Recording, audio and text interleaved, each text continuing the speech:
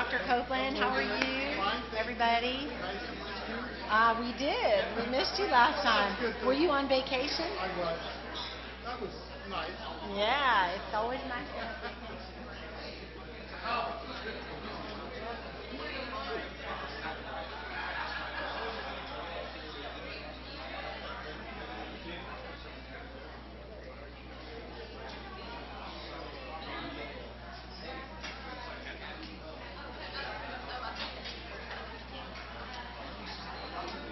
Everybody ready? You look pretty dapper. I try. I stopped at Emery Riddle and changed my shirt. I've had to eat 2 or 3 times today in the blue one I had on.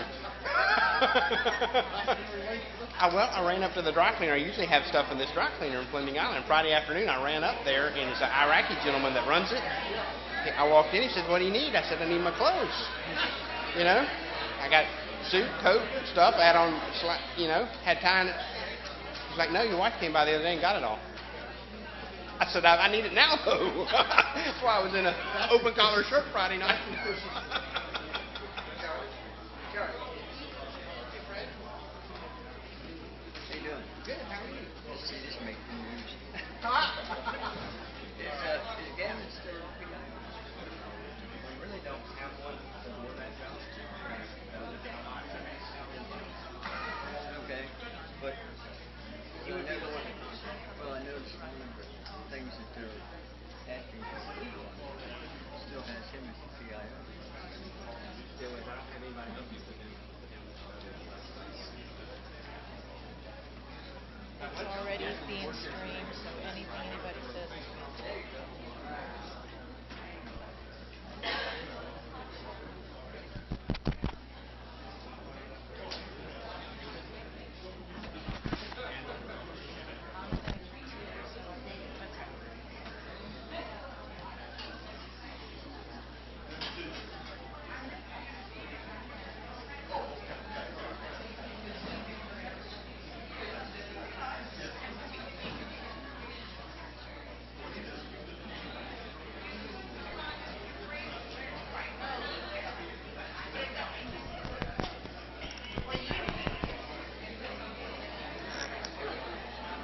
Test.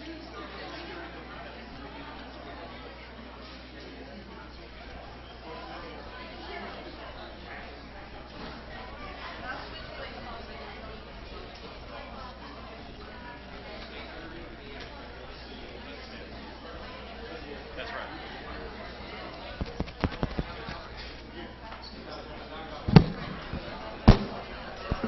If you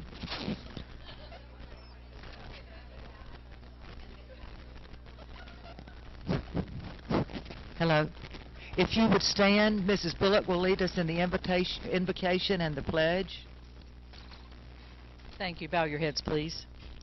Tonight we pray for bus drivers, aides, and the children they drive, for faculty and staff, and for all the students they strive.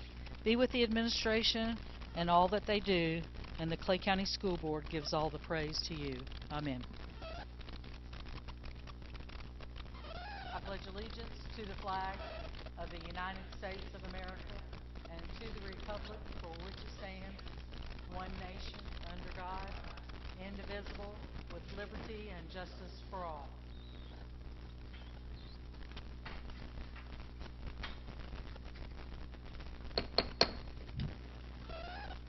The August 21st, 2014 meeting of the Clay County School Board will come to order. I would like to take this opportunity to welcome you to our school board meeting. This forum is for us, your elected representatives, to discuss and decide the direction we take within our public schools and the education of our children here in Clay County. If you wish to address the board, please complete one of the green cards that are available in the back of the room and indicate the item or topic you wish to address. Please turn your cards in promptly. There will be one opportunity to speak with an allotted time of 3 minutes. No cards will be accepted from the audience once the board moves to the discussion agenda. I will try to remember to give a last call for green cards. Please limit your comments to the issue. Your participation is welcomed and appreciated. On the agenda tonight, We have the adoption of the consent agenda. Items that have been pulled to discussion are C3, C8, C14, C15, C29, C32, and C42. Some of these items were just pulled before the meeting, so your agenda may not reflect that you have been given. It was 3, 8, 14, 15, 29, 32, and 42. Okay. I'll entertain a motion to adopt the consent agenda except for the items pulled. I'll move approval. Have a motion by Ms. Graham, second by Ms. McKinnon. All those in favor indicate by saying aye. Aye. All opposed say no. Motion carries 5-0. Next is recognitions and awards. There are none at all. Presenters, there are none. Scheduled citizens request. We had 3 requests, but just in the last couple hours, Mr. Finning requested that his name be withdrawn. He withdrew his request. Mrs. Saylor said she's decided to voice her opinions at the ballot box instead, so she has withdrawn her request. So we have one 10-minute speaker tonight, Gary Yeldell, on educational impacts of recent actions and interactions of the board. Is Mr. Yeldell here? Thank you. Madam Chair, Yes, sir. the buzzer does not work, and so I will tell you when time. Okay, Mr. Yeldell, our buzzer is on the fritz again, so Mr. Bickner will just call time when 3 minutes are up. Thank you. Okay, thank you. 10 minutes. I mean 10 minutes, excuse me. You can say 3, but I'll take 7 more. My name is Gary Yeldell. I still reside on Alderman Road in Clay County.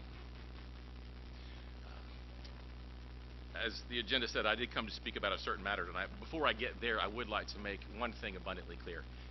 There have been some implications, if not accusations, about why I and another number of others have begun to come and speak on a regular basis here.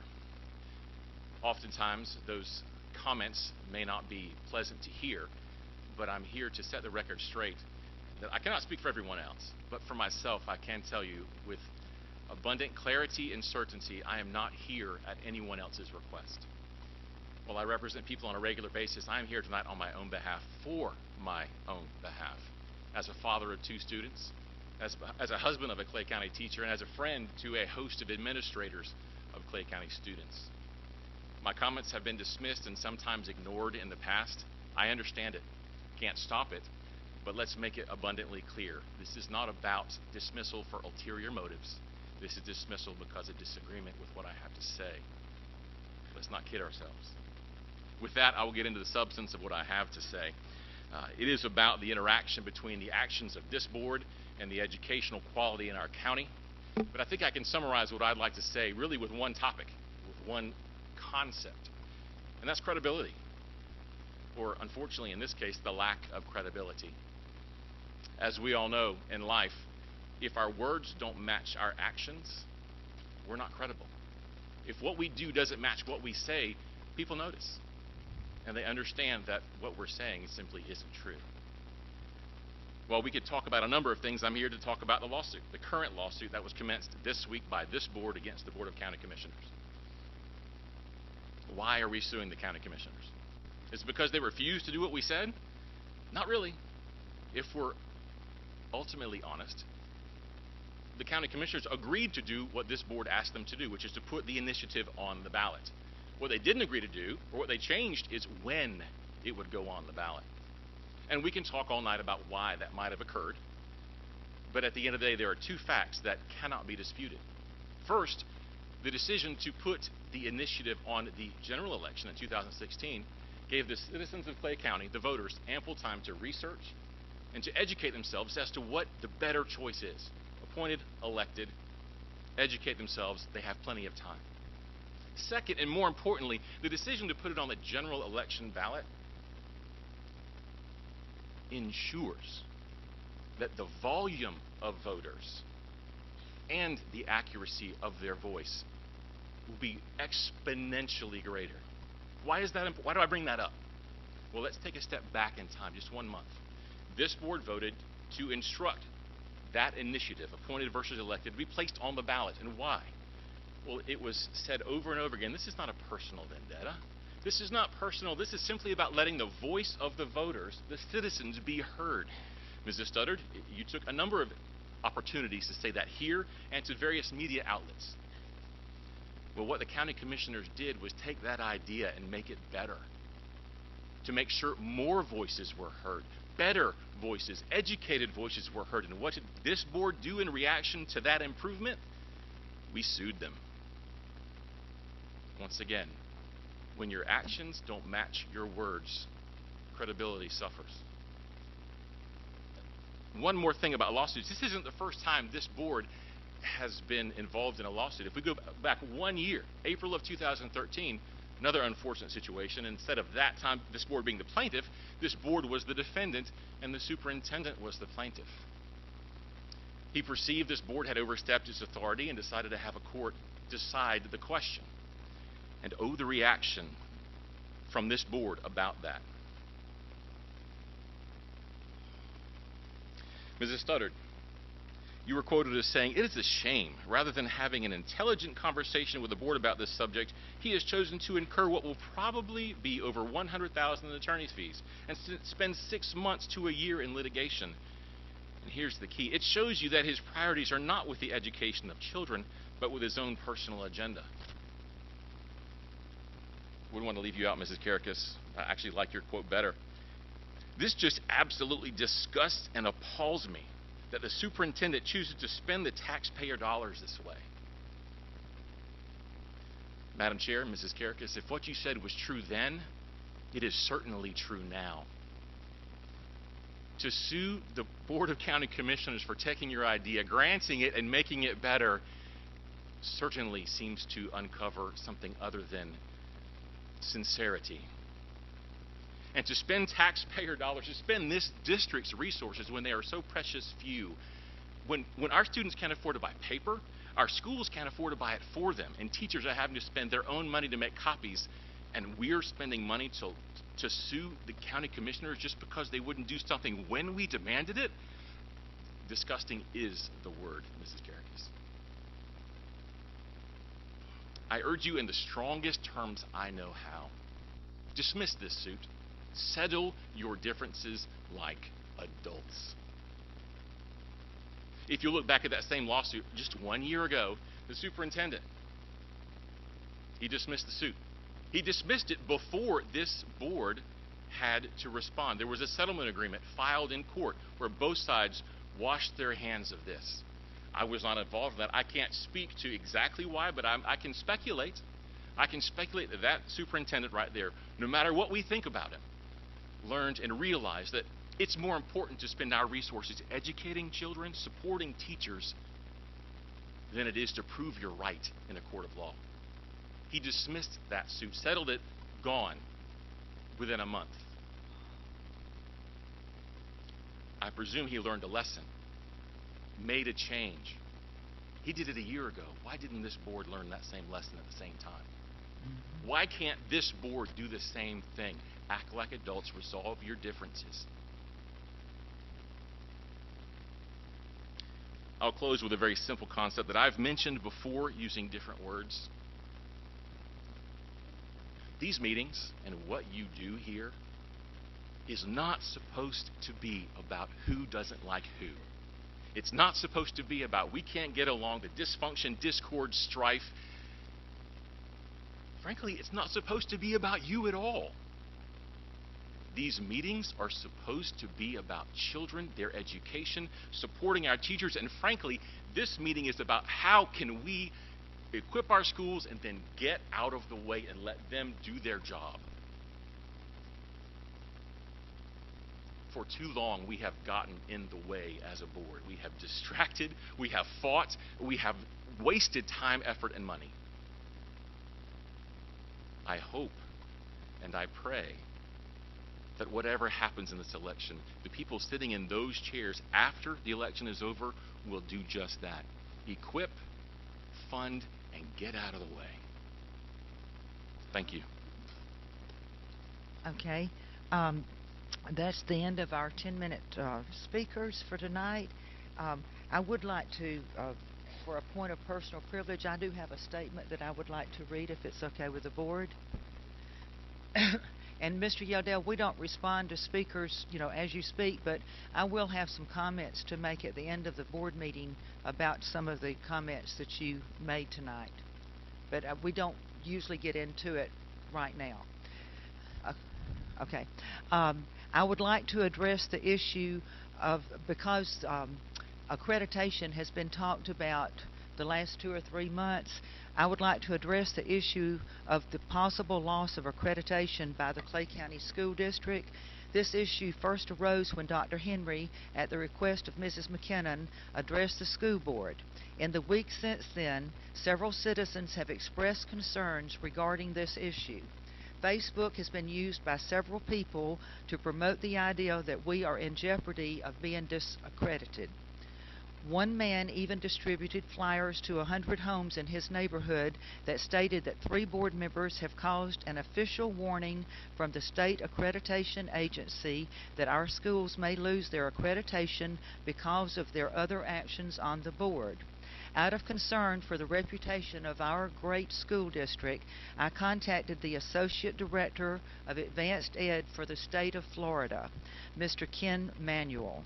He was amazed at what had been said. He stated that he is not aware of any movement or statement about Clay County possibly losing its accreditation. He informed me that the accreditation team comes every 5 years and will come to Clay County in the spring of 2015. He then explained to me the process used over the 3 days they're here and explained the standards. He stated that if there were suggestions for improvement in certain areas, that the school district would have at least a year to correct this. I also learned that over the past 45 years, only 2 school districts in the United States of America have lost their accreditation.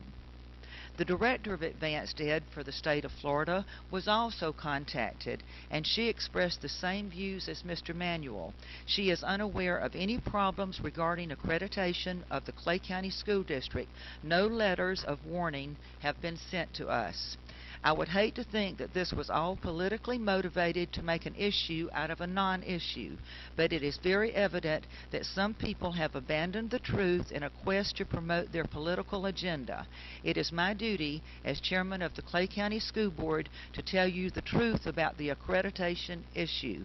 Our district is an excellent school district and is not now in any danger of losing our accreditation. And I do have copies of my statement for the board members and for any member of the press who would like to have it after the meeting. And I'll pass this out to the board members and the superintendent. I hope that this will put this issue to rest, because there are so many innuendos. This letter that this citizen put in 100 newspaper slots in Eagle Harbor is so full of misinformation that I had to say something. Our reputation is at stake here. We have got wonderful principals, support staff, and teachers, and this needs to stop. Now, the next item, this is the last Madam Chair, excuse me? I'd like to address what you just Oh, shared is your with mic us. on? Yes, my mic We is can't on. hear you. We can't hear you. Well, Close. okay. I know it's been brought up repeatedly month after month about our accreditation, and we've all talked about it. And it's just shameful to think that our staff would stand before us 2-3 months ago and tell us that we're at risk of losing it and put us on warning. So I'm not going to go into great detail about it, other than what an embarrassment that this whole scenario is creating for Clay County. And I would like to ask, and I'm not sure who should do it, but possibly our school board attorney, do some type of investigation to find out where this lie came from, who perpetrated it, and why it's being spread among our district. I'd hate to think that this is used as a political ploy against Mrs. Bullock and myself, since we're both up for re-election, but it certainly appears that way. So I'd like to ask our attorney to look into this, question those who came before us, and ask, who shared this information with you, and where's it coming from? Is it coming from superintendent? Is it coming from senior staff? Who's spreading this vicious lie? Thank you. Let's go. This is the last call for green cards. Would anyone else like to turn in a green card before we proceed? Okay. Then we will start Ms. with... Carrigas, I Oh. just want to say that I don't think our attorney can interview employees and handle that situation like that. Well, I don't think we could have our superintendent do it either because I feel it's coming from there. Well, I'm just letting you know. Ladies, let's just go on. I The will next be- item is the superintendent's update. Ms. Graham, you are correct. Nobody in the school district works for Mr. Bickner. Okay. We have had a phenomenally smooth start to school. We've been in 8 days. Our first week has really set our students up for success. We've done a lot of great professional development, leadership training with our administrators over the summer, academy training for our secondary schools and our high schools, our lead teachers, department heads, CTE. Everybody's been leaning forward and actively engaged. So I'm excited about what that's going to do. Our 3 initiatives this year to implement our innovation, and we tweaked that a little bit, our instructional strategies, and an ability to help students validate their thinking in their writing. So when we used to, check out the books in the library and just write a report, you got a grade on the report for spelling and grammar, and that was kind of it. A little bit of content, you had to cite the book. These days, what we're asking the students to do is read, write, and talk about everything they do and show evidence from the text that they are reading. So in the new scenarios, students will actually be showing us different sentences, highlighting them as to why they believe what they believe as they're answering questions. We're engaging students at every level with opportunities to read, write, and talk in the classroom. This is not the sage on the stage approach like most of us went through school with desk in rows, the teacher up front lecturing for 45 minutes, and when the bell rings, they're telling them to look at the back of the chapter and define the words and answer the questions. This is the teacher spending a little bit of time at the beginning of the class getting things initiated and having the students facilitate a lot of the learning. And if you've ever prepared to teach something to somebody, you have to know a lot more to teach the lesson than you do just to be a participant and pass the lesson. And we're empowering our teachers and our leaders at every level. We're working through a lot of joint planning and professional learning communities, very collaborative environment as I've been in schools. And as our senior staff has been in schools, what we're seeing is very, very encouraging. 6 of our elementary schools this year are model schools where we can actually take teachers and show them exactly what we want to do. Our teachers are fine folks. We've got over 2,700 of them, and what I have found in my short time as superintendent, they will absolutely run up the hill and through the brick wall for you. All they are really asking for is a little bit of support on what all the new strategies are and how to teach them. So we have several places now that they can go and see that. For years we kind of relied on the train-the-trainer model. We would pull department heads and teachers out of schools. They would come to the TTC or some other location in the county, and they would maybe be the second grade department head with 5 or 6 second grade classrooms, and by the time they get back to school, they're a little stressed out and worried about what the substitute teacher did with their own kids, and maybe that message gets shared clearly, and maybe it doesn't in all cases, but we will still utilize that because it's very economical, and we always have to think about the dollars and cents in Clay County. But what we're doing is really setting our kids up for success, and I'm seeing a lot of good feedback, good strategies in place already. Our high schools, as 9th graders came to school this year, each one of them entered an academy. So over the next 4 years, we'll phase in the academy setting, which is a theme-based learning opportunity. We have multiple academies in each of our 7 high schools. The idea is not to turn a kid into a carpenter or an airline pilot or a nurse or a doctor and have them make that career decision at 14 years old, but the idea is to get them to be practicing all their core curriculum subjects, math, science, English language, art, social studies, around an area of their interest and keep them actively engaged. Last year we saw our graduation rate go up to the highest in Clay County history, jump from 72 to 78, and only about 1,200 of our high school age children were involved in academies, and as we continue to do that, I think we will continue to see that climb. Ms. Cornegie mentioned Friday night that we are 11 points away from being in the top 10 districts in Florida. It's very important to realize that that is on a scale of 525 points. So we're in less than 2%. I mean, we're right in striking distance. So I'm very encouraged by what I'm seeing. I'm very proud of our people. They are putting it all out there every day, not leaving anything behind. And we've just had a phenomenal uptick in our academics over the past year. And I'll be happy to answer any questions if you board members have questions about our instructional division. Of course, Ms. Cornegie's here, and she is well more ingrained in that than I. Could I ask, what is our current ranking at this point? I know you said we're... I have it. We are 19th in the state with a score of 516 points.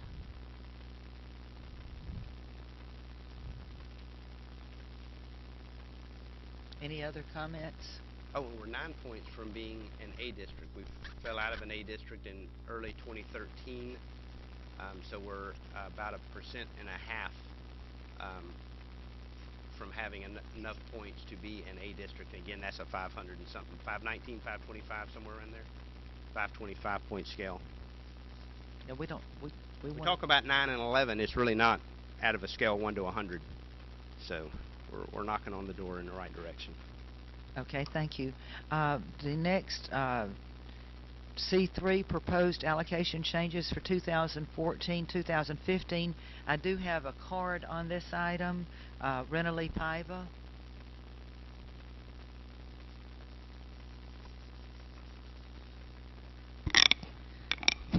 Good evening, Renali Paiva, proud president of the CCEA, the Teachers Union of Clay County, the association by state law that represents your teachers of this county.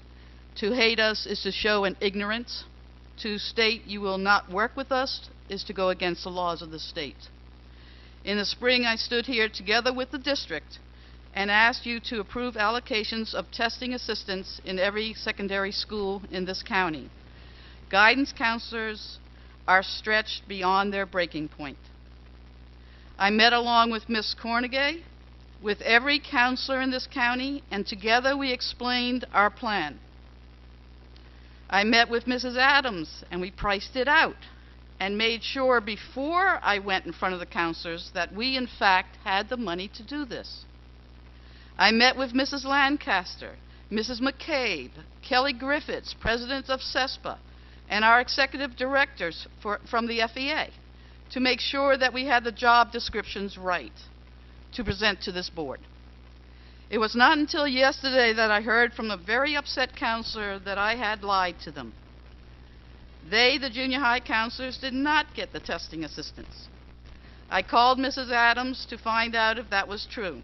Of course it was. You know, I don't even care that the district remains silent when ignorant people attack this union. And by silence gives the impression that this union does not work every day with this district. The fact of the matter is, this union works every day with this district. I do not like the fact that I was not told that the junior high testing assistants were frozen. I am asking this board to find the money for these positions. The money that was there in the spring, it should be there this year. I gave my word, and you gave yours. Thank you. Ms. Adams, or who wants to address this? Ms. Adams or Ms. Cornegie? Who's the proper person to ask? You? It'd be me. Okay. Would you tell me, is this just junior high testing, not just the junior high? Is that what she's talking about? Yes, ma'am. Okay, and how many allocations was that gonna be, and how much was it gonna cost? We originally allocated the testing and support administrative assistant. I'm not sure if I'm saying it right. There were 14 of them. It was for the, I believe, 7 for the high school, 7 for the junior highs. Okay. One for each. And she's right. We costed it out. It was going to be about $350,000. 350,000. Okay. 350, and that was in the spring. That was before we knew what our budget was. But just like when we do all the allocations, we are hopeful.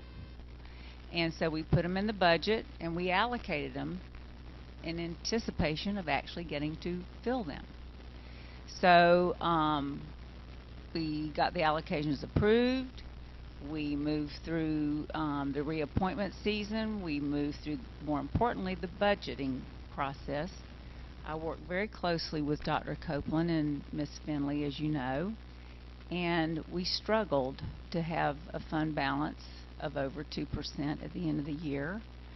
I became fearful for the 14-15 year and looked at all kinds of allocations that perhaps we should freeze to see if we actually had the funds to support it and could get to the fund balance that you wished for, which I believe was 2.5. So initially, these were allocations that no one was in. These were allocations that we hadn't had before. We made the decision to freeze them. And I did that initially looking for money. I think Dr. Copeland and Ms. Finley would agree. I mean, we look all the time for creative ways to fund things. Plus, we were waiting to see what the tentative budget was going to be for the 14-15 year. Okay, we've moved through. We've given you a tentative budget. What I found was some roll forward money in the high schools. High school principals weren't too happy with me, but I said, okay, I can put the testing assistants back, and I'll pay for them out of this pot of money. And that's what I did. But I didn't have any money to fund the junior highs. So Ms. Piva is correct when she says we did cost them out, and she's correct in that we did allocate them, and we had every intention of moving forward with them. But when we got down to looking at the reality of the actual money that we had, I just couldn't in good conscience do that. So right now where we stand, all the high schools have a testing assistant. The junior highs do not. It is my hope that eventually we'll be able to have them. But at this moment in time, if we do that, I mean, then we'll have to go take out of the fund balance. I mean, it's just that it's just simple math where we are. It was 350,000 for junior high and 350,000 for senior high. I think I believe the total amount was around 350 for all 14. Yeah. Mm-hmm. Okay. They're 10-month. Believe it's B21, isn't it? B21. And so roughly half of the 375 you found. Yes. And where did we find that? At the high schools and some roll forward money. Okay. That they had, that I said we would have, they will spend this way. Now, we do have a budget workshop coming up. We Yes, ma'am. already We passed do. the tentative budget, but maybe at the budget workshop, we can, between now and then, talk to you and Dr. Sure. Copeland to get a little bit more of a handle to see. I know how the fund balance is. That's the problem right there. Y'all got any comments or questions, or maybe when we do have the budget workshop, we can look half of 375 somewhere. I don't know. I guess we can search. Maybe we can look. Is my mic working? Maybe we can look for some type of a happy medium if possible. I know it wouldn't be the best possible thing, but maybe some type of a shared positions. But I feel like if we, I mean, I know the testing is difficult at the high school. It's equally as difficult at the junior high school. So I think we ought to try to, at the budget workshop, a good place to talk about that. Okay. So we're going to try to figure something out. We'll be talking. You got another rabbit in the hat over there, Dr. Copeland? Madam Chairman, can I just respond to that Please do. approach? Tomorrow, I will be having a conference call with Moody's at 9 a.m. That's right. One of the questions that they are asking is, are you appropriating any of your fund balance. We are so critical that if I go in and say, no, tomorrow morning at 9 o'clock, we are not appropriating any of our fund balance because we are so far below 3%, they're going to look at that negatively. I've done this many times. You have sat in with me. Yes, sir. My recommendation is that we look to build that fund balance, leave fund balance alone. Don't touch it. As a matter of fact, appropriate more directly to fund balance, if I could say it that way, because the bond rating of this district is in jeopardy. I think you and the board understand that. Maybe we can look at, we might have to, not to hit that fund balance, but find some way to do some shifting or something. I don't know. We'll have to take it up at the budget meeting. What is our enrollment up to? I mean, I think at Friday's meeting you said we were up so many numbered kids. What are we at right now? Is the enrollment growing more than expected? I am pleased to report that we are 500 to the good of our projection. Now, I say that with caution, a good caution, in that those numbers are what I would call raw FTE, because remember now we're in what we call FTE light, so they'll slice off some of that. We won't get the true, if we really did have, say, 550 more FTE, we wouldn't get the true 550 because now they take off for any kids that take virtual classes, dual enrollment, all that other kind of stuff. So, but yes, I'm happy to report that we are, that gap we talked about, where we ended the school year with more kids versus our projection, I'm pleased to say that that gap is closing, and I anticipate it to grow. So I'm pleased about that. We won't see any of that till third calculation, though. Correct, Dr. Copeland?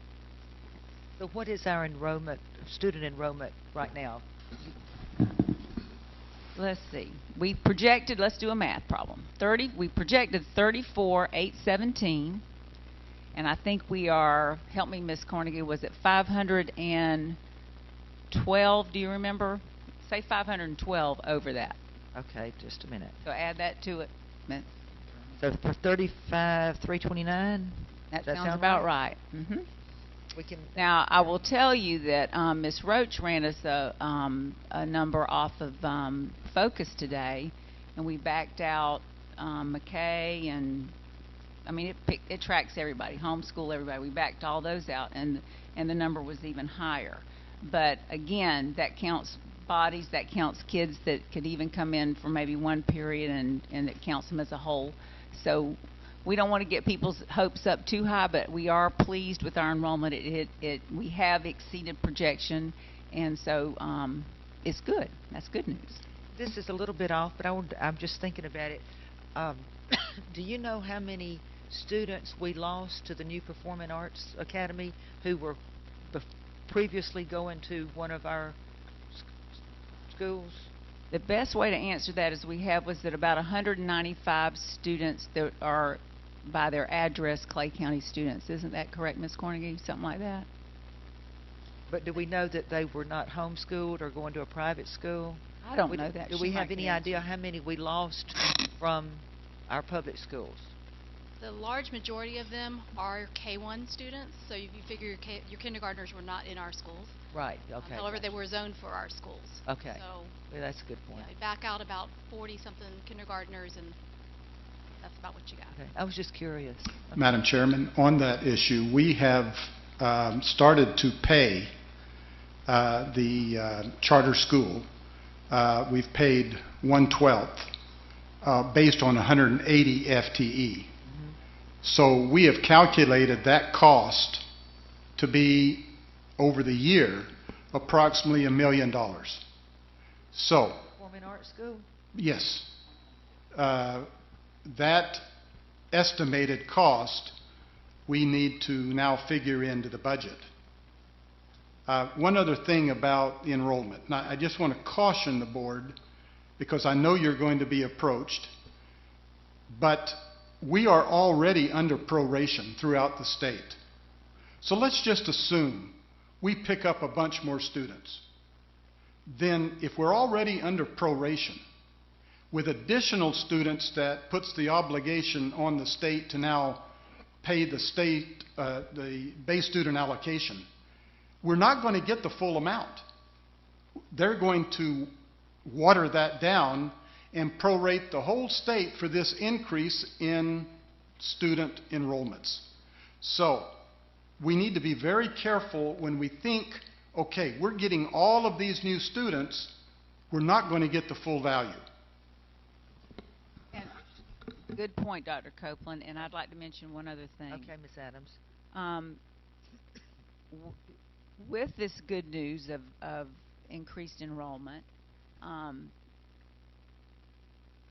we will also, we're still marching toward class size, and so we will be, next week we'll have our third count.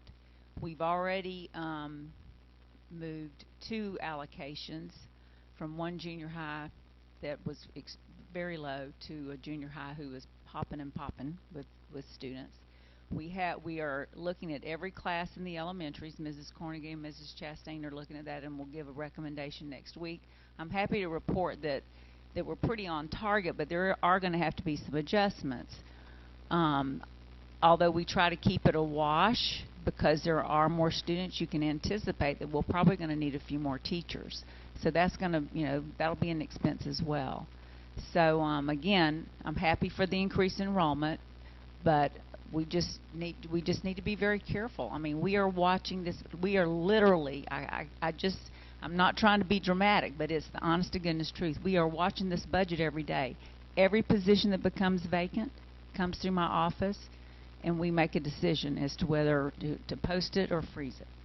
So, so we're always looking at the impact. And again, I regret that that all the testing assistants did not get filled yet. I am hopeful that will come to fruition sometime down the road, but I am happy that at least we were able to do it for the high schools. Could I ask a question, please? Yeah. And it'd be directed to Dr. Copeland. On the charter school, if we give them, let's say they have 180 students, and we pay them, do we pay them the full FTE for the 180, and then any after that? If ours is prorated, theirs is, or how will that work? Yes. We do pay them the full value of the FTE, which net of the district cost differential is about, I think it's 3,100 or 4,100. I can't remember, one of the two. What happens is that just like we get a third calculation, Madam Chairman, they will adjust us throughout the school district.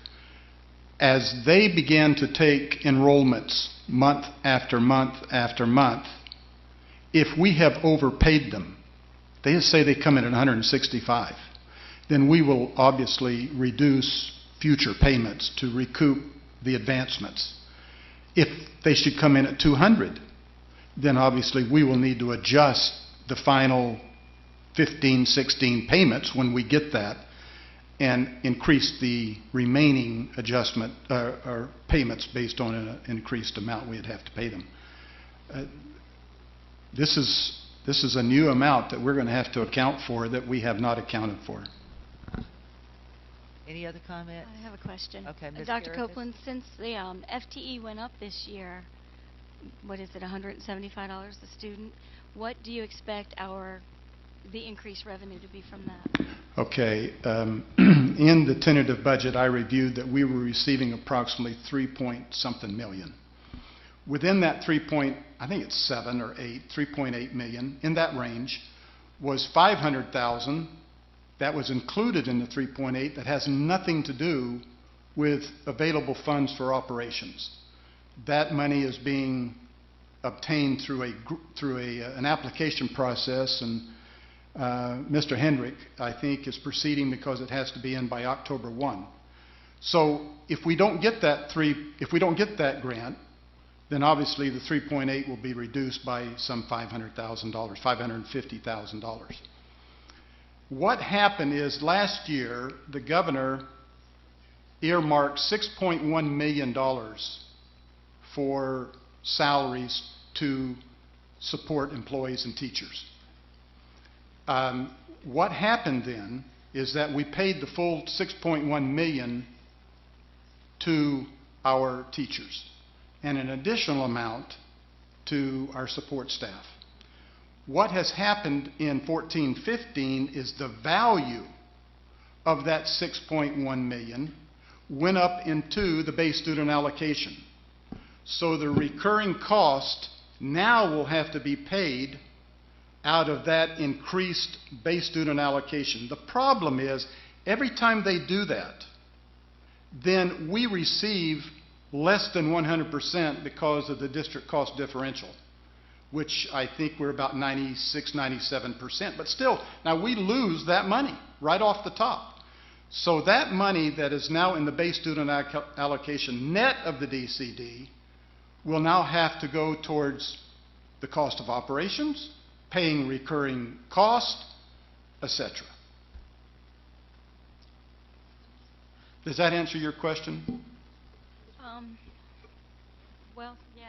Was it the full 6.1 that we put back into salaries last year? I will tell you what we did do. Portion of it. We came to negotiations, and the negotiations was settled, and we approved whatever that was. There is no amount, whether we paid out $6.5 million or whether we paid out $5.8 million.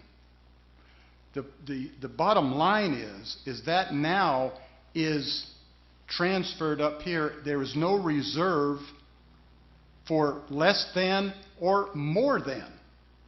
And so how much did we spend? I'm not totally, absolutely sure absolutely how much we spent, but we spent everything according to the agreement. Now that could be greater than the 6.1. Obviously, you're not going to hear that. I'm sure it wasn't. I was just wondering, was it the full 6.1, and I can't remember off the top of my head, or was it less than that that was the... But the thing we need to remember is that was for that year. If we did a great job and saved our money, then that needs to go towards other operations and hopefully the fund balance. There is nothing carried over to promise that if it was 5.8, we must allocate it to salaries. There's nothing. Right. Well, where I was going with that was, if we're getting an additional FTE, you know, was there somewhere that we could find the $175,000 to pay for 7 teaching specialists in our junior highs? And that's why I was asking how much you expected, revenue you expected from that. You know, you said $3.8 million. So. No, I'm sorry. Let me clarify what I said. The $3.8 million is already what we are to receive now minus $500,000. Let's just back out the $500,000. That's based on the current enrollment that we have submitted. And that was 34.8, Ms. Adams, around 34.8. Let's assume we get 35.5. We get that increase. We will receive, hopefully, the full amount of that in additional FEFP revenue. Let's hope we do. Let's hope we don't have any more proration, and they give us the full amount of that 700 students based on the base student allocation. We would receive that additional revenue. Thank you. Okay, any more comments? Okay, then I'll entertain a motion on the proposed allocation changes. I don't have a motion. I'll move approval. I'll second. I have a motion by Ms. McKinnon, second by Ms. Graham. You know, your mics may be on, but it's hard to hear y'all. Yeah. Are the mics turned up? I think he turned them Can you down. in the audience hear Feedback. the board members? Can y'all hear them? Okay. Just talk a little closer, he said. Oh, okay. Okay. I think they said they can hear. Raise your hand if you can't hear. They can hear. Okay, thank you, Mr. Hendrick. Okay, We have a motion by Ms. McKinnon, second by Ms. Graham. Any discussion? All those in favor indicate by saying aye. Aye. Aye. All opposed say no. Motion carries 5-0. We do not have any human resources actions tonight. C8, Human Resources Related Purchase Services. Item pulled by Mrs. Karakas. No, that was me. I pulled this. Let me go back to the page. You still have to talk close. Yeah, talk into the mic. Any closer, I'll be eating the darn thing. There's some... You got to be able to do something to fix it. That's ridiculous. I start to eat it. I pulled this because I had questions about. I understand why this is coming before us, and the only part of it that I have a question about is the labor relations attorney fees. And I would be more comfortable approving this if we modified it just a bit so that any expected expenditures as far as the labor attorney is approved beforehand through the board and our school board attorney. Before engaging for any reason, I would like that the school board attorney be notified as well as the school board. And this is, in my eyes, it's just oversight, so that we're making sure that the labor attorney is not being treated as a private counsel and just being used for the intended purpose. So that's why I pulled it. Everything else I was fine with on this, but $80,000 for labor fees for a labor attorney, I just want to make sure that there's oversight for it, and I would personally feel that we should have the labor attorney work, through our school board attorney. So that's why I pulled.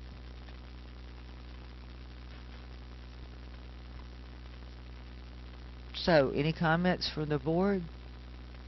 I'll entertain a motion and then we'll have discussion. I will, I move that we, I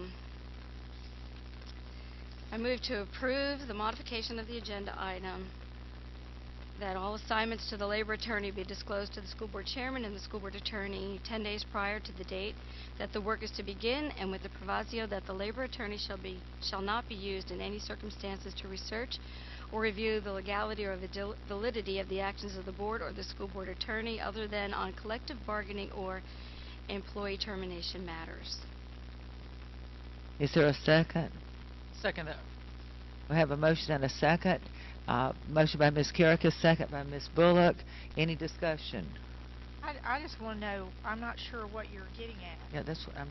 I mean, I'm not Well, real sure. when I find it really odd that you can call our school board attorney and ask about a labor relations issue and he doesn't know what's going on. And I think that anything that the labor attorney is working on, our school board attorney should be aware of it.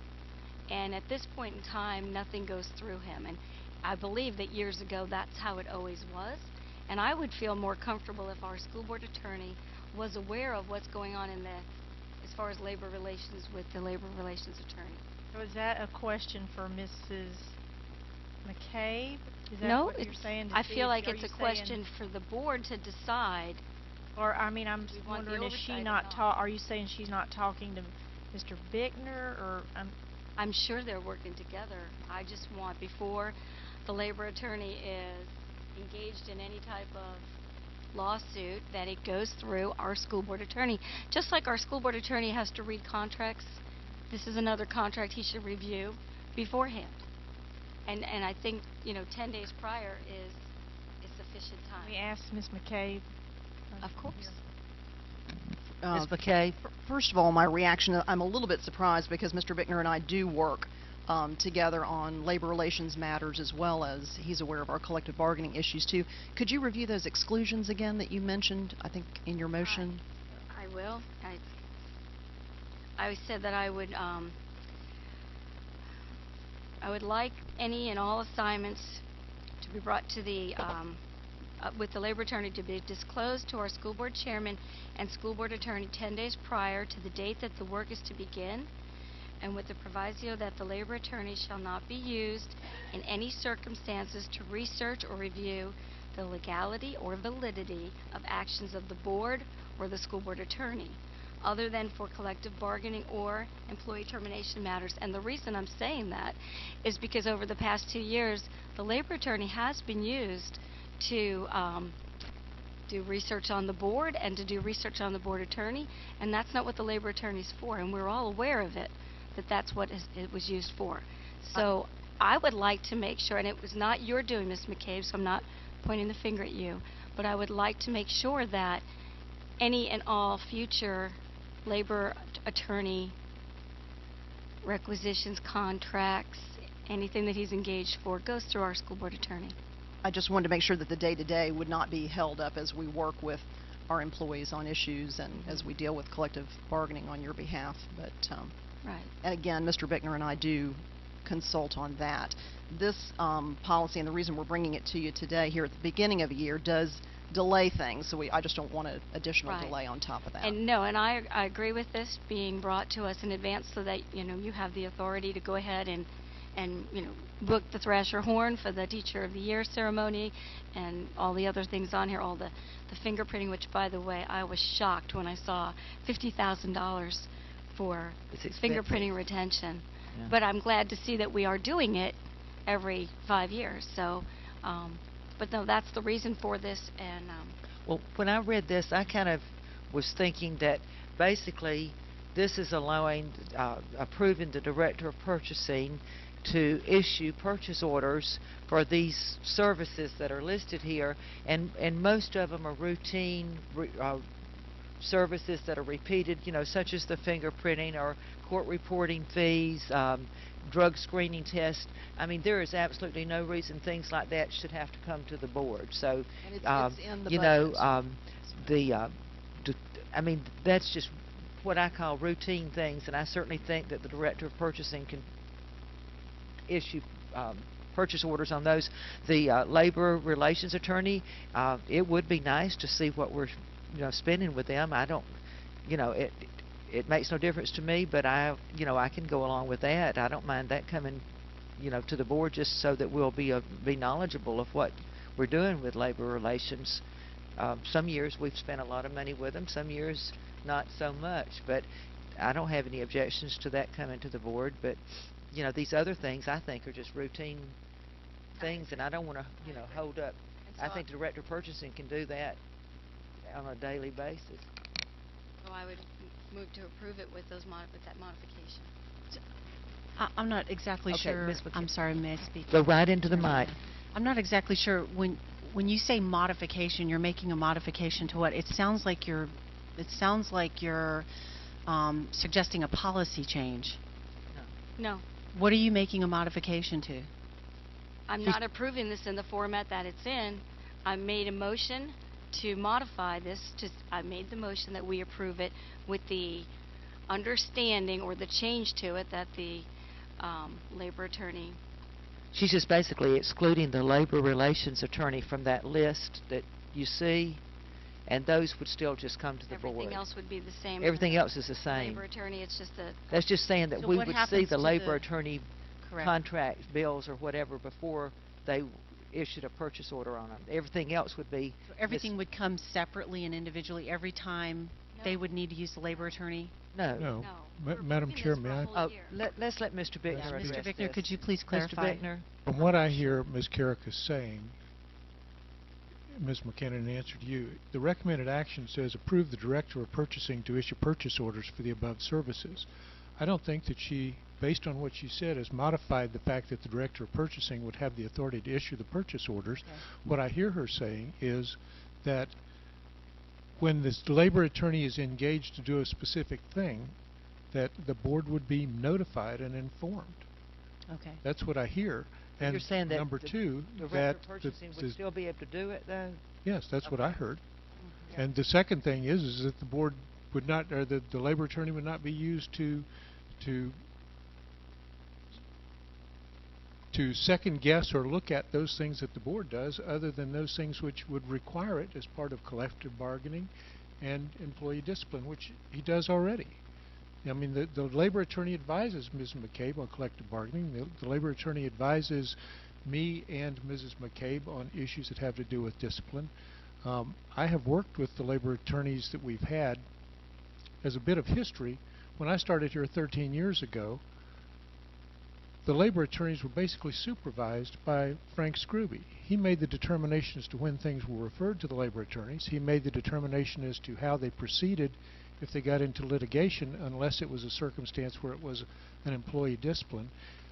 He and then I made the decisions as to how the expenditures were made, the process of litigation. I was named, or he was named, as a co-counsel on every lawsuit that there was. And I think that all she's asking, from what I hear, is that I be kept informed and that the board be kept informed. And to the extent that that's what she's asking, it doesn't modify anything about the recommended action other than you'll notify the board and notify me 10 days before things start heating up, before the action happens. So then why can't we pass this the way it is, if it's not Because modifying I think she's asking that you modify it so that those things that she's moved, which would be notification, be made a part of the recommended action. Which is not right. So like, what's Okay, the are we clear? example? What's an example of that we haven't been notified of? Well, there's We pretty much everything that we goes can't on give an in that example department. because we don't know. I know. Can't give you one. But Maybe Ms. McCabe might be able. We Well, I'm we ju- can't give you an example because we don't know. I don't predict you'll be hearing from me much in this budget year for those things that are out of the routine. Most of Collective bargaining and employee issues will still consider to So continue you're to be basing this mo- processed. So you're basing this motion on speculation that there's something going on behind the scenes. No. It sounds. No. It's not, may I be heard? Mr. Bittner. It's not speculation at all. There were times in the last 2 years when there were investigations that were done and legal opinions which were sought against me and against the school board that the school board and I didn't know about. Now, I considered reporting those things and handling them in a completely different way than I did because I thought that they were absolutely improper. I think what Mrs. Karakas is bringing up and what she's asking is that it be clear that the school board be kept notified, that the school board attorney be kept notified, and that the labor law attorney that generally I have to work with and generally I would be involved with is not in the process of investigating the board or me, which I think is a conflict of interest and frankly is unethical. So. Okay. Any more discussion? Okay. Then let's call for the vote. All those in favor of Ms. Karakas' motion say aye. Aye. Aye. All opposed say no. No. Motion carries 3-2 with Ms. Graham and Ms. McKinnon dissenting. Okay. C14, advertise the 2014-2015 Code of Student Conduct. I have a card, Rena Lee Paiva. Ms. Paiva, you really filled out a bunch of cards tonight. I did. Very busy today.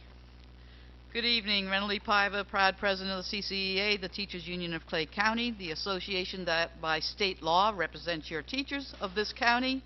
To hate us is to show an ignorance. To state that you will not work with us is against the laws of this state.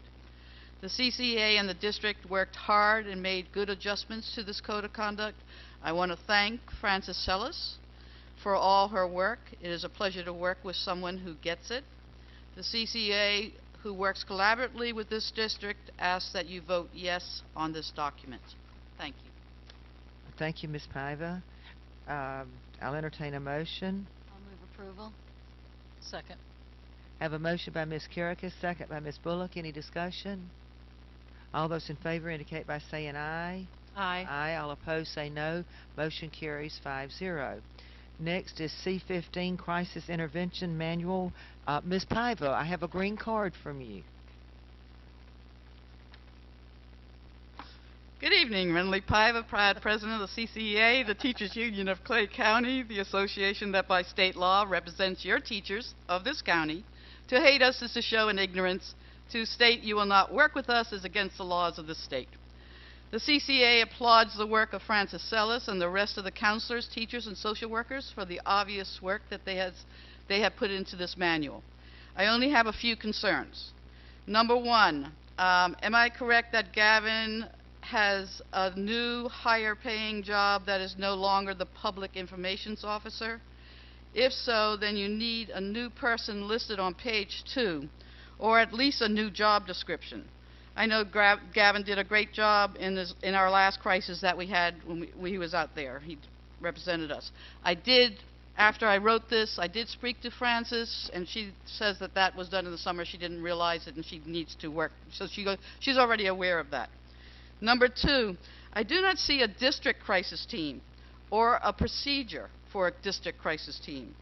The CCA would love to suggest that one be put in there, even if it is a very general in the description. We feel that there should be a district crisis team because sometimes the manual is very in-depth for on-site crisis teams. So at the school, I think the manual is excellent. I think the way it's worked out. But I think sometimes, well, I don't think sometimes, I pray it never happens, but it could happen that we really need to have a full-scale sort of district approach to some sort of horrible thing that could happen, which is what this is all about. Overall, the CCA does not want to hold up the adoption of this manual because it's much needed. We should have had it a long time ago. I urge you to adopt this document, and I did speak to Frances later on, like I said, and I want to be clear that I think she sees both my points, and I think she's going to work at it, but I think you still need to adopt it as it is. Thank you. Okay, thank you. I'll entertain a motion. I'll move approval. Second. Have a motion by Ms. Graham, second by Ms. McKinnon. Any discussion? I just want to say thank you to the group that put this together. Appreciate the being proactive. I know it was kind of a little bit after the fact, but unfortunately, we've never been in a situation like we were at Keystone. It was an uncharted area, and I appreciate all the work that the district staff did to make this happen. Yep. Thank you. Very good. And we are voting on this, but Ms. Paiva suggested, she said she had talked to Ms. Salas, and that there was a couple minor things that needed to be tweaked in the manual. So we're going to vote on it, but The district. I guess the district can tweak it a little bit. Okay, we had a motion and a second. All those in favor indicate by saying aye. Aye. Aye. All opposed say no. Motion carries 5-0. Next is D3, Public Hearing 2014-2015 Admissions and Placement Manual included as school board policy. I'll open the public hearing. Is there anyone here who wishes to address this item? So I will close the public hearing and bring it back to the board. Got by Ms. Piper that time. Bring it back to the board for discussion. I'll entertain a motion. I'll move approval. Have a motion by Ms. Graham, second by Ms. Karakas. No discussion? Okay. All those in favor indicate by saying aye. Aye. Aye. All opposed say no. Motion carries 5-0. C29, approved 2014-2015 Master and Service Plan Review.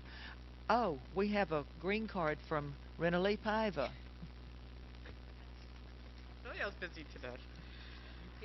Good evening, Renalee Paiva, proud president of the CCEA, the Teachers Union of Clay County, the association that by state law represents your teachers of this county. To hate us is show in ignorance. To state that you will not work, you will work against us is against the laws of this state. The CCEA sent Darlene Evans, a teacher out at McRae Elementary, to summer training to be able to facilitate the training of teachers on teaching students with disabilities. This teacher training is a new requirement in order for teachers to obtain their certification from now on. The CCEA is happy to supply this in-service for our teachers. The CCEA is also happy that Dr. Emily Weiskopf has placed this training in the Master in-Service Plan. This program provides this program places Clay County in the top 10 counties that have worked collaboratively with its union on professional development. That will benefit our teachers. Thanks to Dr. Weiskopf and Terry Roth for working with us to make this happen.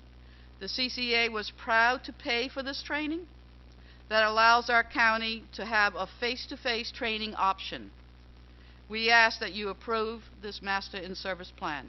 Thank you. Thank you, Ms. Paiva. I'll entertain a motion. I'll move approval. Second. Have a motion by Ms. McKinnon, second by, I think Ms. Graham beat you. Second by Ms. Graham. Any discussion? All those in favor indicate by saying aye. Aye. All opposed say no. Motion carries 5-0. Next, C32, Charter School Review Committee recommendation of the Clay Charter Academy application. Item pulled by Mrs. Bullock. I did. I pulled this item for several reasons. First of all, I would like to table this item. I would like to be able to have a little more time to review it. I have some concerns, and I spoke with Ms. Adams today. One of the things is about the location of the school, and did we find out any other than central Clay County? I can speak to that. Okay. The president of Charter USA, I don't remember his name, and I talked briefly, and I asked him to come to Clay County or send his mapping guy. And I don't even know if I've talked to Mr. Merrill about this. This was yesterday afternoon. He was looking in the Rideout area, and I told him, I said, if you want our support, it would be a lot easier to swallow if you went out towards the Oakleaf area where we're just absolutely busting at the seams. So we got on Google Maps together over the phone, and I kind of showed him on the map where Poe, Oakleaf High School, Oakleaf Junior, Oakleaf Village. So he was actually looking in that area when we left off, and was going to look at some sites and then bring his, I don't know what you call it, site planning gentleman, and get with Mr. Merrill and try to accommodate that request. Okay. How many? What was it? How many? Well, their 1,000? ultimate hope is that they'll have 1,145. That's what I was thinking. They're going to start off with a projected enrollment of 661, and I'd like to know how they came up with that number. Is they just estimate that? I mean, does anybody know how they come up with a number? I hate to put Ms. Sellis on the spot, but I saw this whole charter school application on her desk. Okay, so would perfect. you mind Okay, Ms. Sellis. answering a few questions?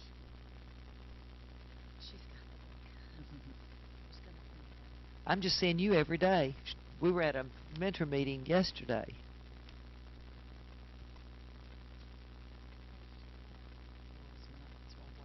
I actually wrote a note about how they came up with that. If you would pull that mic a little closer to your mouth, thank you. You'll give me just a second to find my note about their... Certainly. In the application, they wrote that they used the Economic and Social Research Institute mapping software to determine the student density in a certain population, and that's how they came up with their number for the opening number of 661. It was in the 600. 661. 651. That's for the first year, but they're ultimately hoping by the fifth year to have 1145 is what their projection is. Ooh. Okay. Yeah. Ooh. And of course, what drew it to my attention, of course, is the financial impact of 1,145 students. The final, because I know what we're paying for the 250, or that were projected at Orange Park. Performing Arts. Performing Arts. That's what now? 180. But I mean, I think they were asking right at it with this time. So imagine 1,145 and what that will pull out of our district. That's another reason why my concern with Ms. Adams was, as Mr. Van Zant said, that it would go to where was it located, because if it's an area that's under-enrolled or an area that's over-enrolled. So that's my concern. I would like to, again, I'm concerned very much about the financial impact of all of this. I would like for us to be able to have some type of a presentation about this, the total package, if that's possible. And you mentioned somebody coming in to talk, or not?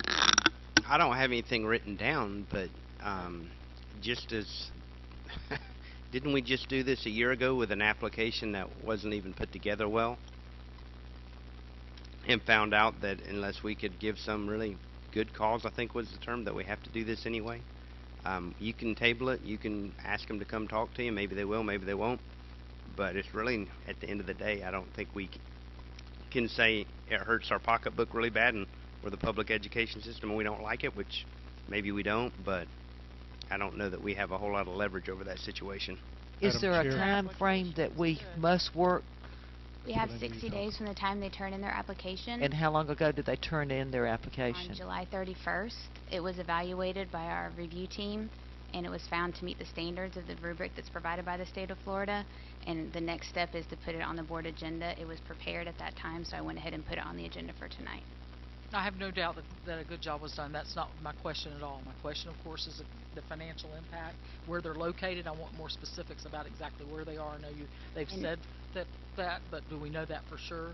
For Because Florida I'm looking at statute, the we write out, and write out, let's see if I'm looking at this correctly, about their enrollments, if that's still the area, and you said it's not. Is that correct? They're looking at different. You don't have to, they don't have, we're not over, we don't have to prove anything about where they put it or anything to that degree. I mean, you really have to be, you know, Ms. pretty Graham. legit. I feel like I'm close. Pretty legit. You know, I mean, their application was excellent. If you read through it, you can see all of the things that they were, you know, they've already planned. And Florida statute does say that their application can be approved without a determined location. So that is actually right. Ms. Ellis, how many people were on the committee? I know the last time when the charter application came to us for the performing arts, we saw everybody's assessment of it.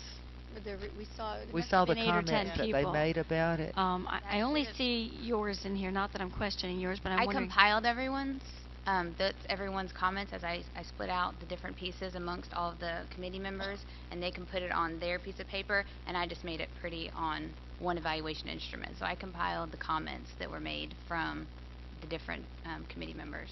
How many? There's about 10. They represent all the different areas of the district, including human resources. So it was that section was reviewed by that department. So human resources represented, finance was represented, as well as a community representative, and the rest of the folks are pretty much from the instructional division representing ESE, ESOL, all of the different components of the criteria in the application. And everybody was pleased with it. They all felt that there was nobody who denied any part of it. No, everyone checked that it met the standard. All right, thank you. You know, the way I feel about it, and I was listening to what Mr. Van Zant said.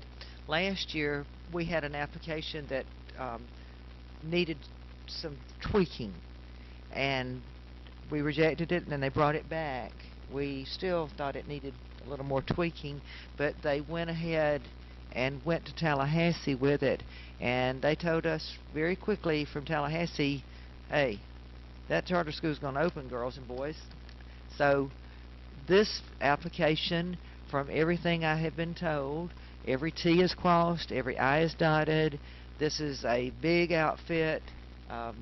They are, you know, I think one of the guys here in Clay County is a lobbyist for them, and I think that they have their ducks in a row, and we can sit here and delay it or vote against it, but you know, the truth of the matter is, let's be realistic. If it goes to Tallahassee, they're going to say stamp of approval, and it's going to get done. We don't have any control. We really don't have any control over it, and I think, you know, I would kind of like to know where it is, but we don't really. They're going to overrule us no matter what we do. And if I could just add to that, I think that it is in their best interest to pick an area that is going to have high enrollment. I think that in discussions, they're going to want to go to an area. So if you're concerned about an area that maybe doesn't have a lot of students, or we have under enrollment, I think they're going to agree that's not in their best interest. They're going to probably want to go to an area. So we don't have a say-so in where they pick, but I think that it's in their best interest to pick an area where there's higher enrollment. You know, it's too bad the local control, it just keeps getting, Ms. Graham's nodding her head because we've been saying that for 22 and 24 years. They just keep whittling away at local control, and this is just another for instance, but I really, truthfully don't believe that there's any way we can stop these people. So I'm just glad it was clean and a, you know, good application. So Go ahead what are and the move wishes? approval. All right, we have a motion by Ms. Graham. Oh, you have a card? Oh, I have a card. Oh, I forgot Ms. Paiva has a card. Thank you, Ms. Salas. Ms. Paiva, how could I forget? We have a green card from Ms. Paiva. felt left out there. Oh, I forgot. Good evening, Renly Paiva, proud president of the CCEA, the Teachers Union of Clay County, the association that by state law represents your teachers of this county. To hate us is to show ignorance. To state you will not work with us is against the laws of this state. The CCEA adamantly opposes another charter school in Clay County. Clay County has for years been a successful school district. While it is true that we have dropped to number 19, Mr. Van Sant is right, we're number 19, we got a 9-point and an 11-point to be right back into the top 10. Clay County has no failing schools. Clay County has one D school, and we fully expect that school to rebound. The one charter school that we have now will cost this district $1.4 million. I'll concede Dr. Copeland saying $1 million. Mrs. Adams said $1.4 million. Where is that money coming from? I asked for $300,000 for testing assistants, and we don't have it. But we have $1.4 million. This new charter school expects to have 1,145 students by the next 5 years. That will cost this district $7,844,727. Where are you getting that money? I know the people with big money support this. They have convinced the public using words like school choice. It's not about school choice. It's about an industry of making money using public funds. What is the school offering that we do not already have? And if there is something, then why are we not offering it? Look at what is going on around us. This is not about filling a void. This is all about making money. If you vote yes to this, then start planning on closing schools and letting employees go. You can't have it both ways. I know you're going to send it up to Tallahassee. I know Tallahassee is going to say yes because it's money making.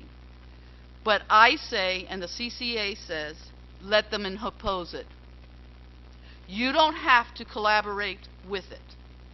You have the power to say no. Let Tallahassee put it back on us. That's fine. At least you can say to the people, you didn't do it. Thank you. Okay. Y'all want to talk some more? We had a motion by... We had a motion by me, and I'll just say that we understand... Wait, did we have a second?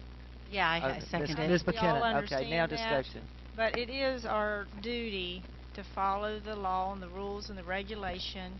And if somebody has done all of that, then we have no choice but to do it and do it respectfully. And no one here really wants to take the $7 million, but you have to remember if you're taking the $7 million, then you're not spending that money on those students either, so it doesn't equate to quite that amount. But it's not something we like to do. As you know, we've tried in the past, and we've been very fortunate in this district that we do have great schools, and that we do not have the number of charter schools that all the other districts are getting and having. And so I think our teachers are doing a great job, and you're doing a great job, you know, supporting them. But I do feel like we have got to do the right thing in following what the rules and guidelines are and the laws. What worries me about charter schools, and I'm all for it if it fills a need that we can't, like the Orange Park Performing Arts, we can't fill that need apparently. So, but this one, it's very similar to, you know, Orange Park Elementary, which we've already gotten, and I agree with you as far as, you know, the schools getting this funding. But when these kids go, you know, we still have the same overhead. We still have just as many teachers. We're not losing a whole third grade class at one particular school. We're losing a little bit here and there. So our overhead stays the same, and the money goes with those kids. So I understand, you know, if the application is approved by the committee, we do have this responsibility to approve it. But like you, Mrs. Studdard, I wish they weren't coming into our county unless it fills a need. So, you know, I'll openly admit, you know, I'm not crazy about this idea, but I don't know, you know, I don't think there's anything we can do to stop it. I mean, all we'll do if we vote against it, which, I don't know, I'm sitting here thinking, do I vote against it and May I add have the something? governor come back, them come back and say you are going to do it anyway? I mean, it's almost like delaying the agony. Yes, Mr. Bickner? If I may add just a couple of things. Everything that Mr. Van Zandt has said is correct. Everything that Ms. Sellis said is correct. Everything that Mrs. Graham said is correct. Beyond that, if you deny this, within 10 days I have to create the reasons for the denial. I have none. Beyond that, once it's appealed to Tallahassee, I have to create the record on appeal that goes to them, explaining to the Charter Review Commission why we've done what we did and pointing out all of the deficiencies in their application. There are none. So I would spend probably 30 days, half of 30 days probably, creating something that I would have to really search for that doesn't exist, and then go before the Charter Review Commission, have them do what they did the last time, which was all but laugh at us, and then drive back from Tallahassee and explain to you what happened. So my recommendation would not be to deny this application. It will create nothing but problems to do that. This just infuriates me. But, I mean, you don't see any big smiley faces on this one. It's just one of those, we don't have any control over it. I mean, the powers that be said this is the way it's going to be. May I say? Oh, yes, Mr. Van Zandt. The bright side is, for years and years, Clay County really hasn't been a target or a high-need area for a charter school, and that's something to be proud of. Yeah. And competition can make us all better. You got two ways to make your schools better. You hire better teachers, or you make your own teachers better. We have great folks. We're working with them, doing collaboratively what they're asking for in terms of training, to the extent we can with the fund balance we have and all this extra money we always talk about that we're sitting in and find under our desk and just rolling in, down here. So as we get better, as we move back into the top 10, I think we've only ever been 10th once. We've never been higher than that, if my history is correct off the top of my head, so don't quote me on that. We will become less and less of a target for charter schools. And as we get one or two decent charter schools in Clay County, when we have an application that isn't very good and something that looks sketchy and we deny it, but we've been a county with a lot of public schools, some private schools, and a couple charters that are operated well, we'll have some credibility. I'm not trying to say it's right or wrong the way the state laws are, but we will be in a better position to select the very best choices for our students. So this doesn't have to be a big doom and gloom cloud. What's the rule on it when charter schools come in? And Ms. Cornegay probably knows. If they come in and they're a failing school for 2 years in a row, is that when they can then be shut down? Ms. Cornegay, do you know? I know many have opened in Duval and many have closed. I know what I read in the newspaper, about charter schools being closed, that, we're not. 2 years in a second Is it a grader's life 2-year is period? A long time. Or Ms. Cornegay? I'm not positive on that, since this is a new territory for us, but I guess that we're all sounds gonna about learn. right. I know there's a year of probation, lots of oversight from the district and the state when that happens, and so the 2 years does sound correct, but I can't tell you for sure that that's accurate. And that worries me. Well, Well, Okay, any more discussion? Well, I'm all about choice as well, but if you flood the market, just like if you build 3 grocery stores within a 5-mile radius, probably they all suffer. So I think we have to be very careful. If we didn't have a choice, it wouldn't be on the agenda for us to vote on, I don't believe. So I think we do have a choice to how we vote, whether how the state does, that's up to them. The first charter school I voted for. I was the only one. You sure were. I think was. it was a 4-1 vote, Ms. Because it offered something different and something I felt like was needed in the county. It was a smaller a level of students, and so I was in favor of it. I think this is getting too big, and I'm just not in favor of it. That's my opinion. Any further discussion? You ready for the vote? You look like you're puzzled there. My heart's saying one thing, but my head is saying you have to follow your attorney's recommendation and you have to follow the law. So that's where I'm torn. Okay, let's have the vote then. All those in favor indicate by saying aye. Aye. Aye. All opposed, say no. No. Motion carries 4-1. Ms. Bullock, you did it again, a 4-1 No, vote. I'm hoping my average will work this time, too. Okay. All right. A very good argument. You do have a good point, and I can tell you I didn't like voting for it, honestly. Okay, C-42, that is the agreement between School Board and TSA Consulting Group, Inc. Rena Lee Paiva. I think she read every word on the back At of work today. Good evening, Renly Paiva, proud president of the CCEA, the Teachers Union of Clay County, the association that by state law represents your teachers of this county. To hate us is to show ignorance. To state you will not work with us is against the laws of the state. The CCEA has done its homework. This is a fine company, and it is imperative that the district signs this contract and has them for good legal standings. The company not only protects the district, but it also protects the employees. The CCA has one angst on this contract. We get that $5.73 per month per employee, or about $28,650 a month is paid to TSA. It's the automatic 3% increase every year for the next 5 years that causes us a concern. Remember what happened when the automatic rate increase we signed and promised to the Blues came back and got us this year?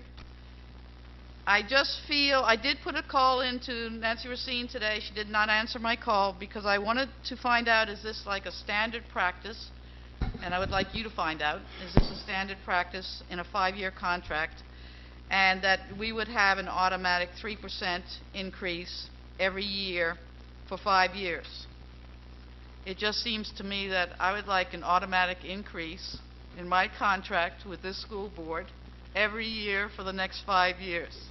Thank you. Thank you, Ms. Paiva. Madam Chairman. Dr. Copeland, I was going to call on you. We need some help over here. First of all, I've heard the last 4 or 5 times she get up and say, to hate us is ignorance. I cannot believe that our teachers union would say such a thing. Now let me respond to what she said. Yes, sir. Take a deep breath. Left foot, right foot. First of all, wow. First of all, let me try to help us understand what's happening here. We provide an opportunity for the employees of this district to purchase retirement plans. And we don't have to do that. So we provide for them to purchase either a 403B or a 457.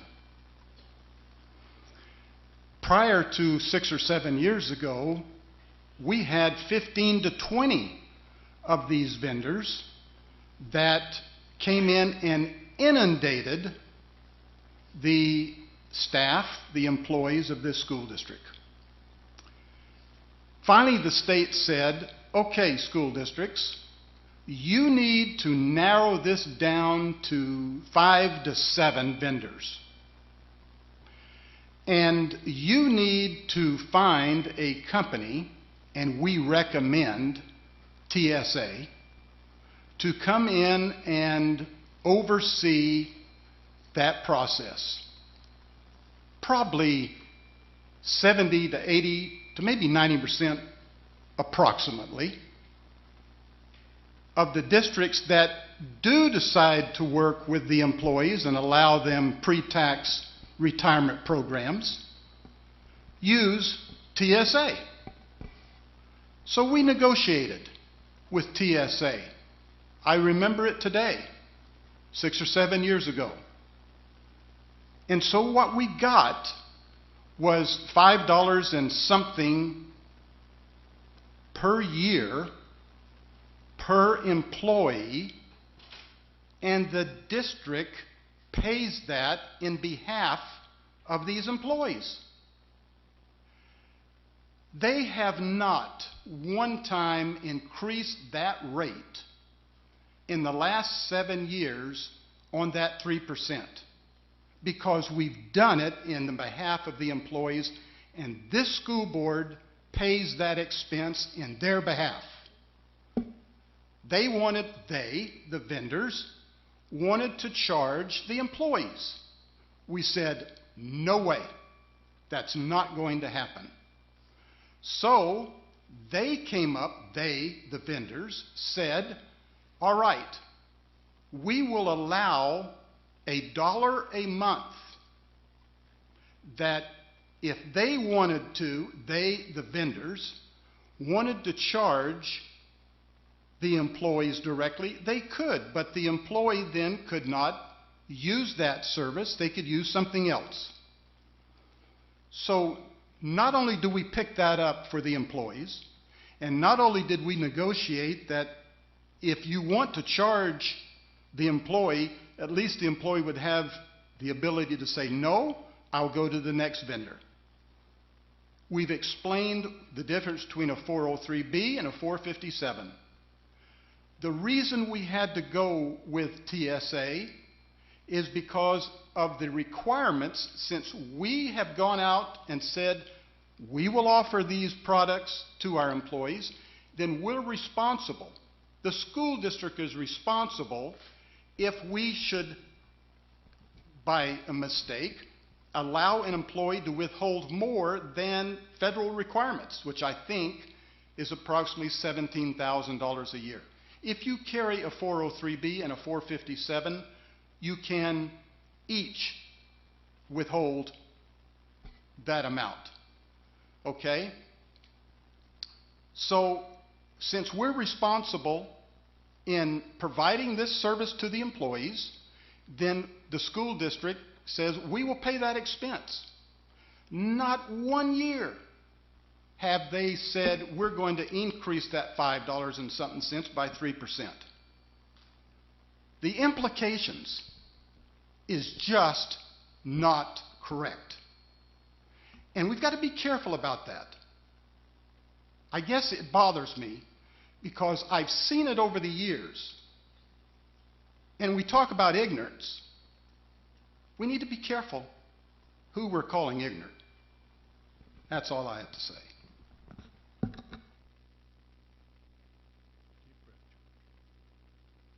I'll entertain a motion. I'll move approval. I have a motion by Ms. McKinnon, second by Ms. Graham. Any discussion? All those in favor indicate by saying aye. Aye. Aye. All opposed say no. Motion carries 5-0. Did some of y'all vote? Okay, 5-0. Okay, we're up to presentations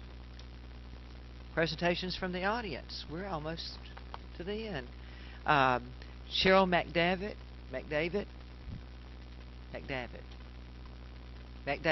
Okay. I was sitting here trying to say it correctly. Potato. Tomato. My name is Cheryl McDavid. McDavid. My address is on the card for the public record.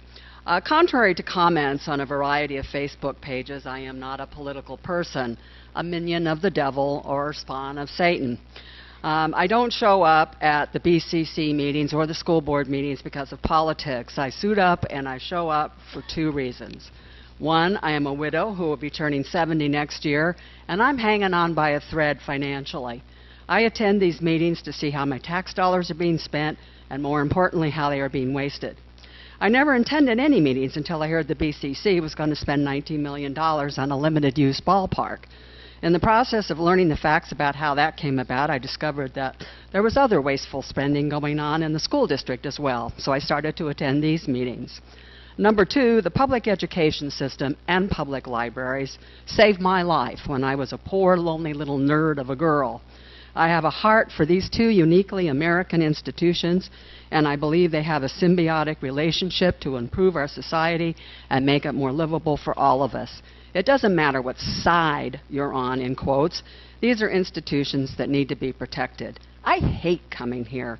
I have been maligned, accused of being deceptive because my Facebook picture looks like it was taken 20 years ago. My ego demands that I mention the picture in question had been taken 3 months prior at my grandson's wedding, pretending to be nice when I'm really not. And worst of all, I have been followed to my car after a meeting here and informed that I am going to hell.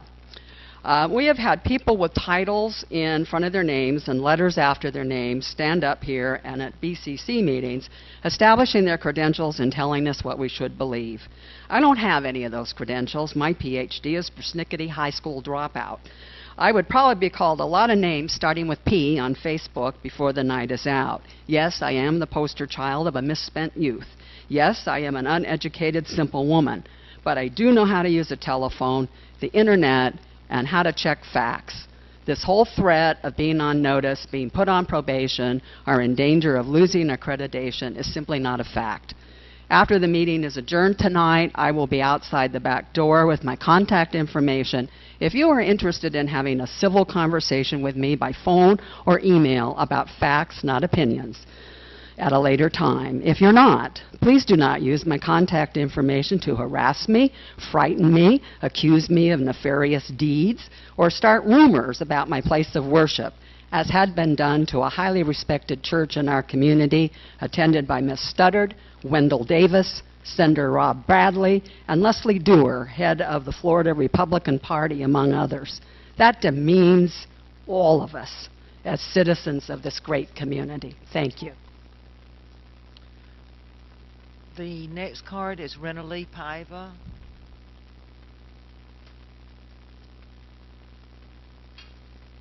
You're going to like this. Good evening, Renly Paiva, proud president of the CCEA, the Teachers Union of Clay County. The association by state law represents your teachers of this county. To hate us is to show ignorance. To state you will not work with us is against the laws of this state. I like TSA, by the way. I met the president. I like the company. I was just simply asking a question. I think I've been kind of pushed to the edge lately.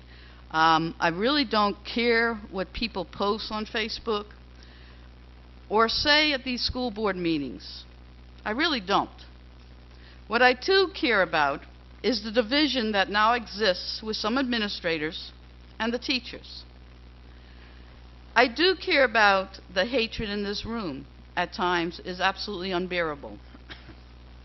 I have worked very hard for the CCEA to have a good relationship with 97% of the principals and 99% of the district level administrators. That could be 98 at the moment. I have no intentions to allow anyone to destroy these relationships. People need to get over the union thing. We are proud to be a union.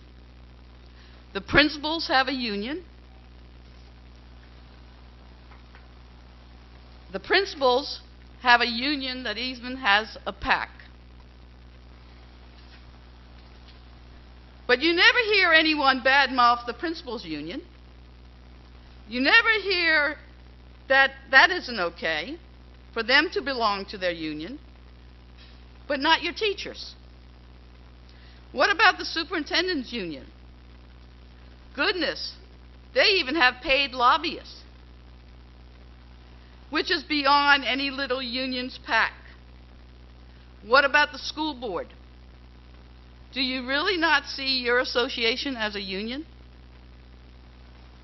Just because you might not have the ability to collective bargain does not make you any less unionized.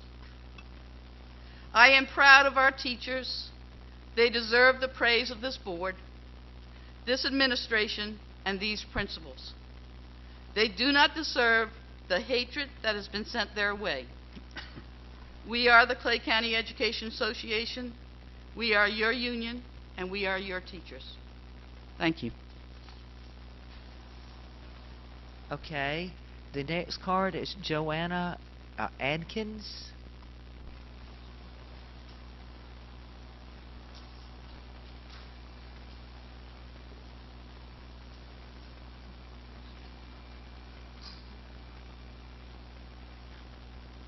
You would state your name and address for the record. My name is Joanna Atkins, and I live at Bottom Ridge Drive, Clay County, Orange Park. I am a concerned parent. I am concerned with the decision that was made by the ESE ASD department to take down the doors from the secluded timeout rooms for the special needs students. I am a mother of a 16-year-old autistic son who is on a lower spectrum level.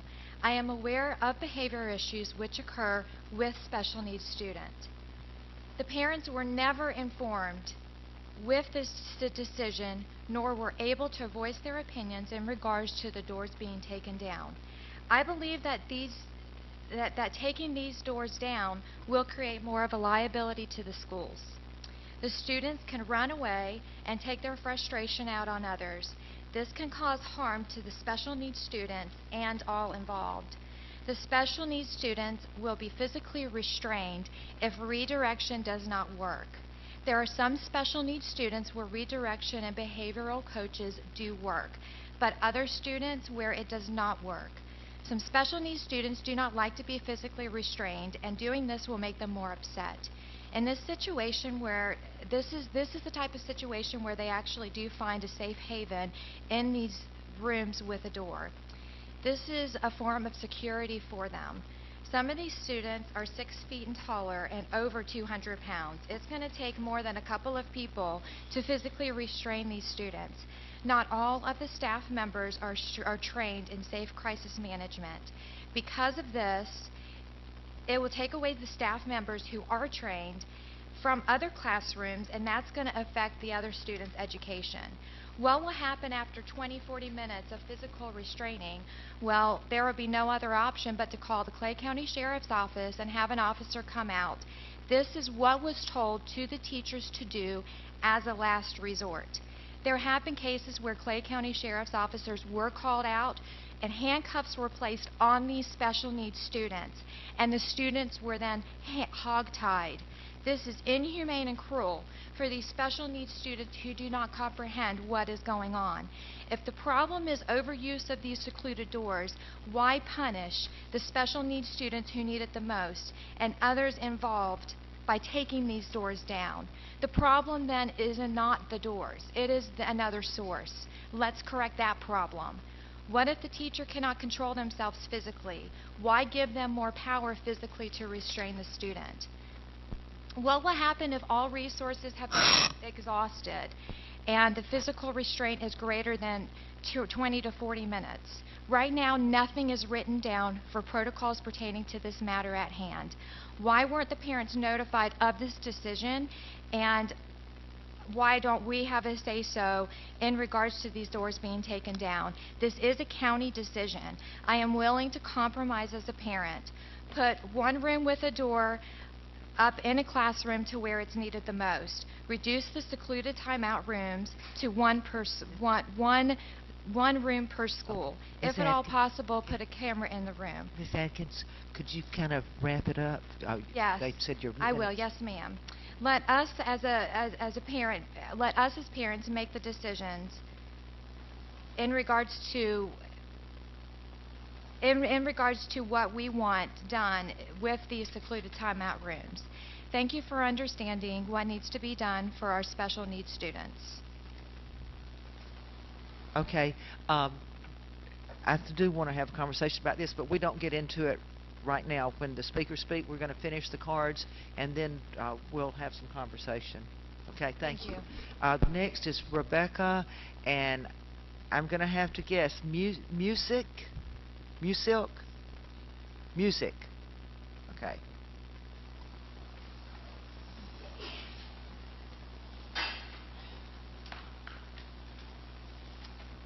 I am Rebecca Music. I am from St. Johns County, but I'm here to support my sister. I'm addressing the school board this evening regarding the decision to move the doors from the seclusion rooms in the classrooms for special needs children. My nephew is a 16-year-old with low-functioning autism, currently attending a school in Clay County. I do want to say I'm also a pediatric nurse at Wilson Children's Hospital Emergency Department. I've been there for 12 years. I'm concerned that the Clay County School Board is making a bad decision based on a knee-jerk reaction due to an unfortunate event and not based on literature reviews, research, or empirical evidence. The decision to take down the doors means that if a special needs child is having an emotional outburst and redirection is not working, the first action plan is to physically restrain the child. If this does not calm down the child and the parents cannot arrive in a timely manner, it is my understanding the staff has been instructed to phone 911 and have an officer take the child to MHRC or Clay Behavioral Health. This decision presents a threefold problem. The decision is not evidence-based. There is no literature or evidence showing that physically restraining an autistic or special needs child will calm him down. There is, however, research showing that quiet rooms do help calm the child. Not all aides or teachers have the appropriate teaching or certification to properly restrain a child and perform crisis management. This will inundate a system that is already at full capacity, meaning MHRC, Clay Behavioral Health, and Baptist Pediatric Behavioral Health. I'm proposing several solutions. Place a partial door, 3/4 of a door, in each seclusion room. Have only one seclusion room for each facility with a full door, and have a live feed camera with staff monitoring the room if it's being used. Or have a behavioral health specialist available at each facility at all times for the teachers, so the teachers can use them to pull the child out of the room and settle them down outside of the classroom, away from the other children, and not having to utilize the teacher or other staff from other rooms. Finally, I encourage the board to solicit feedback from parents in Clay County with special needs children. They have great ideas, they know what works, and please disseminate the final protocol to the parents with special needs children. Thank you, and I pray that the best decision will be made for our children. Okay. Thank you. That ends the green cards. Before we even get to superintendent request, I do have some questions. Is Terry Roth back? Would you come up, please? I was hoping I could find you. I have some questions. And I'm sure that I think the board members may. I'm so glad you're... bring those through the superintendent if you don't mind. Ms. Roth, did you come prepared to speak to this tonight? Because you and I haven't spoken about this yet, and I would like to.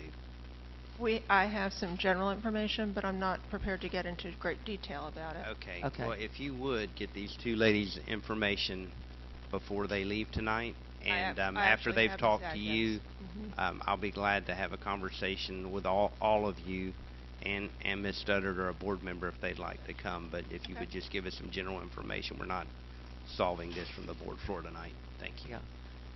Okay. Yes, ma'am. So you just want to give general information, or I just had a few questions, and he may, Mr. Van Zant wants you to talk to them first. But what I want to know is, what is the law on this? I want to make it clear that this was not a school board decision to take the doors off the room. We didn't know about it. That was something that's not our domain. And then I wanted to know, are all the teachers in the room? I heard them say that not all of them are SCM trained, Safe Crisis Management trained. I was curious, are any people around these kids that are not trained with SCM? Any other questions that y'all just want to throw out so that when she talks to Mr. Van Zant and the... I just wanted to, you asked the one question, what does the law require? That's yeah, and that's what I, with this is certainly not our field of expertise, but please don't blame the board for this. We did not do this. We do a lot, but we didn't do that. All right, Ms. Wyeth, if you want to give us a general statement and then just assure that there will be some follow-up conversation. There will, and I have actually been talking with Ms. Atkins and some other parents who have some concerns. As a background, we have youngsters, as Ms. Atkins and her sister discussed, that have either been restrained or secluded over the course of many years. That has been a long-standing policy in the district. Many districts have moved away from using seclusion as a strategy for dealing with students who are in crisis. And as we have looked at our data, as we have looked at practice, we have made that determination as an ESC department and as an instructional division that that makes sense for our school district. There are, however, a number of youngsters in the district who do have very exceptional needs, and I certainly am well aware of those needs. We are actually meeting, we've started scheduling those meetings with individual meetings with each of those families. There's about 20 children out of approximately 6,497 students with disabilities. So it's a very small number, but that doesn't mitigate the seriousness of needing to address those concerns. So we are beginning those meetings with our staff and our certified board behavior analysts to work out individual plans. I do want the board to know that our initial strategy is not to first restrain and call the police. So there are other things in there that is not. Certainly there's been some miscommunication on that, but generally speaking, that's kind of where we are, and that's why we're excuse me, moving towards that end. Okay. Well, I'm glad to know that there's already been conversation, but would you do me a favor? Once y'all talk and Mr. Van Zant's involved, would you let the board know kind Certainly. of the outcome? Absolutely. So we'll be aware. Thank you. Did y'all have anything you want to say before she sits down? The second young lady offered several suggestions. Yes, ma'am. If some of those are being looked They into. are. Okay, thank you. Okay. Yeah. Thank you so much. Thank you. Do any of the secluded rooms have video cameras in them? At the moment, they do not. They do not. Thank you.